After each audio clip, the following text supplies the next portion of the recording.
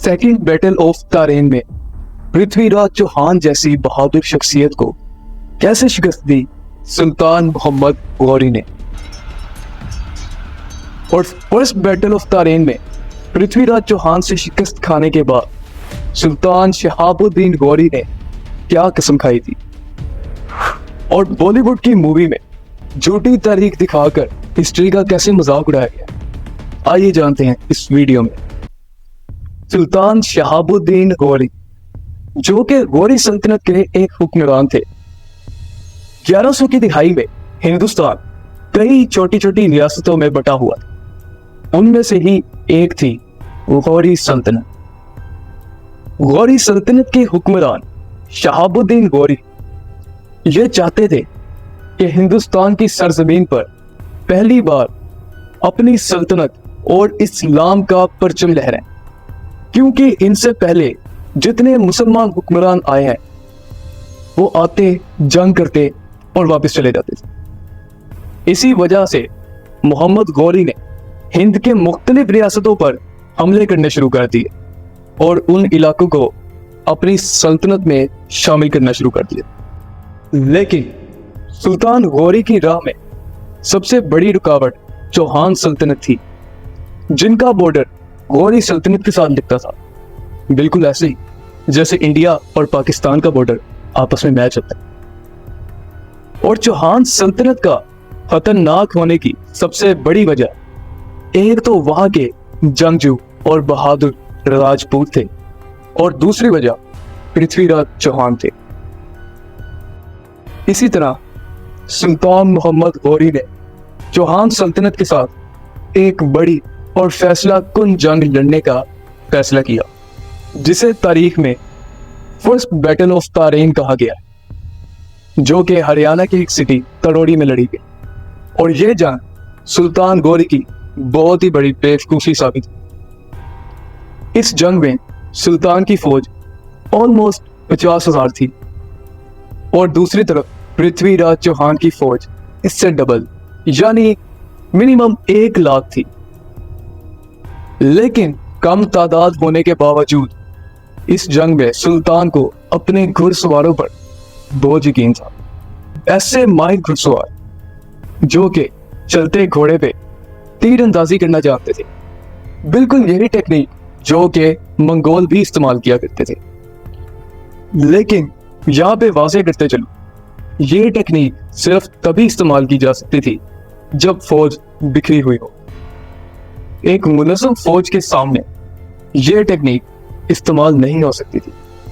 लेकिन पृथ्वीराज की फौज काफी मुनज़्ज़म थी और जब सुल्तान के घुड़सवारों ने उन पर हमला किया तो पृथ्वीराज की फौज ने बासानी हमलों को रोक दिया।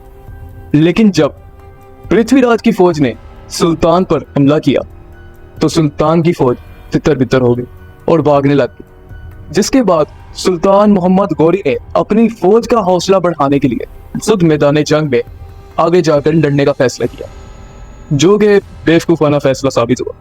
और इसका नतीजा कुछ यूं निकला कि पृथ्वीराज के एक बहादुर सिपाही ने भाले से शहाबुद्दीन मोहम्मद गौरी को ऐसा निशाना बनाया कि वो घोड़े से नीचे गिर गए और मरने के करीब पहुंच गए। उनको इस हालत में देखकर उनके एक तुर्क सिपाही ने उनको अपने साथ घोड़े पर सवार किया और लेकर मैदान जंग से भाग गए और अफगानिस्तान वापस आ गए। यूं तारेन की पहली जंग तो सुल्तान की शिकस्त साबित हुई, लेकिन इस जंग के बाद सुल्तान ये बेइज्जती बर्दाश्त नहीं कर पाया और कसम खा ली कि जब तक इस जंग का बदला ना ले लूं, ना तो लिबास तब्दील करूंगा, ना नरम बिस्तर पर सोऊंगा और ना ही किसी औरत के पास जाऊंगा।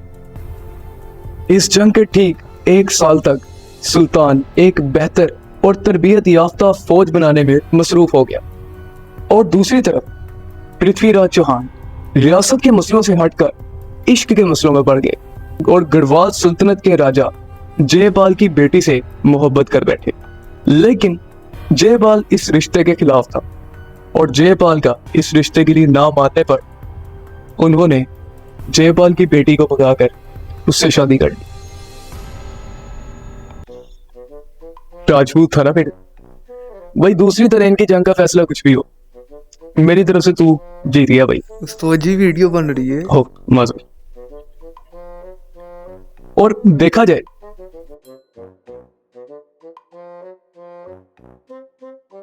हाँ ये कर लो पहले।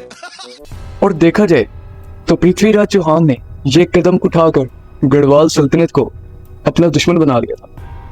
और इसका नतीजा भी कुछ यूं ही निकला कि राजा जयपाल ने सुल्तान मोहम्मद गौरी को जाकर पृथ्वीराज चौहान के सारे राज बता दिए। और दूसरी तरह इनकी जंग में पृथ्वीराज का भी साथ देने से साफ इनकार कर दिया।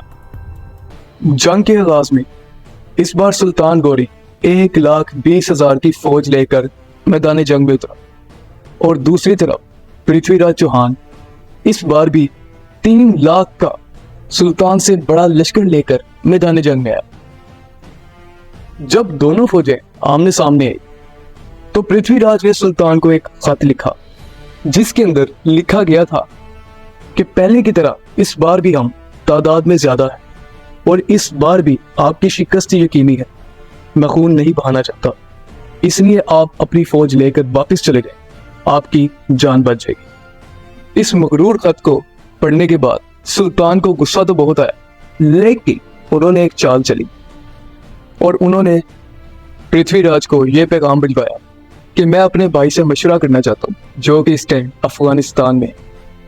पृथ्वीराज चौहान ने इस पैगाम को सुल्तान की शिकस्त समझ लिया और सारी रात जश्न का ऐलान कर दिया।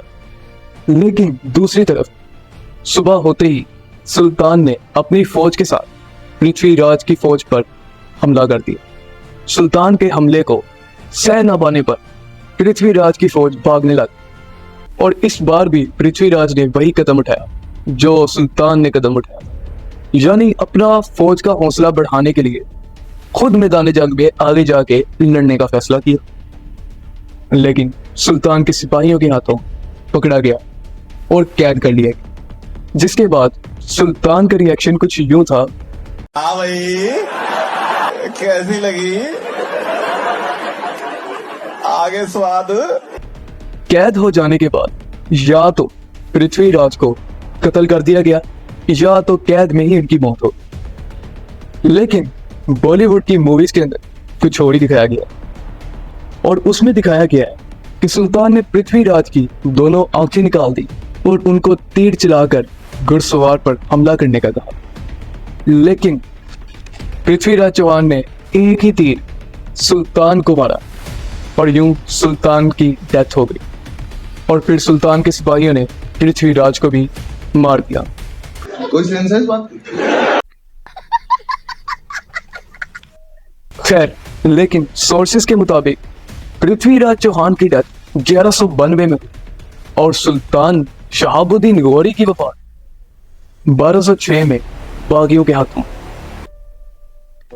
भैंस चोर झूठ पिलाने में ओहो। फिर भैंस चोरी करने वाले। ओके ओके ओके जी, यानी कि भैंस चोर हिस्ट्री की माँ बहन करने में माहिर है। सब्सक्राइब कर देना यार।